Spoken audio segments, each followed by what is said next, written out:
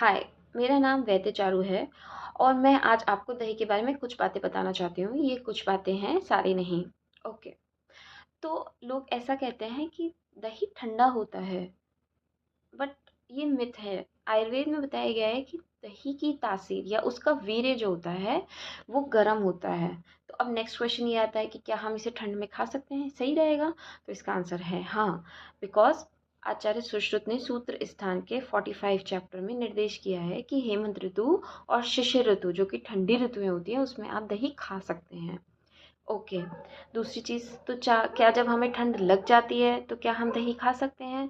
तो इसका आंसर है नो। बिकॉज़ जब आपको कोल्ड होता है या आपको ठंड लग जाती है तो बेसिकली आपके चैनल्स ब्लॉक हो जाते हैं, आपको कंजेशन हो जाता है और दही अपने अभिसंधि गुण की वजह से चैनल्स को ब्लॉक करता है, कफ को बढ़ा देता है। ओके, तो अब आते हैं रूल्स।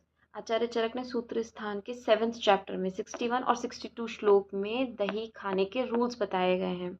ओके, तो फर्स्ट रूल है कि दही को रात्रि में नहीं खाना है, रात में नहीं खाना है, दही को गर्म करके नहीं खाना है।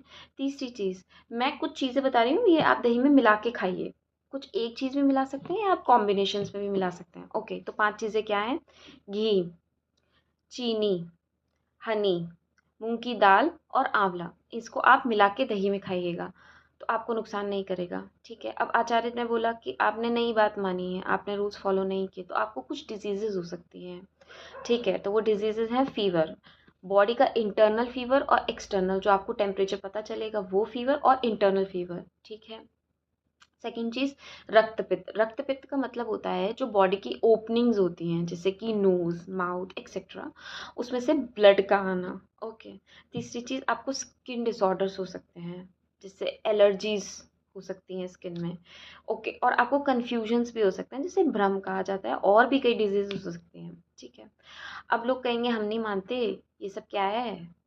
तो मैं आपको एक बात कहना चाहती हूँ कि आयुर्वेद में कोई भी चीज़ हवा में नहीं कही गई है। जब आप धीरे-धीरे आयुर्वेद समझने लगते हैं, तो आपको समझ में आता है कि आचार्य ने कोई भी बात का क्या कारण बताया है, क्यों कहा है। तो अगर आपको जानना है कि आयुर्वेद में ऐसा क्यों कहा गया है और आपको आयुर्वेद समझना है, तो आप चैनल को सब्सक्राइब कर देना और ये वीडियो तो आप मैक्सिमम शेयर कर दीजिएगा, बिकॉज़ ये बातें तो लोगों को पता होंगी नहीं, ठीक है। और अगर आपको कोई कन्फ्यूजन हो, तो आप प्लीज़ कमेंट में पूछ लीजिएगा।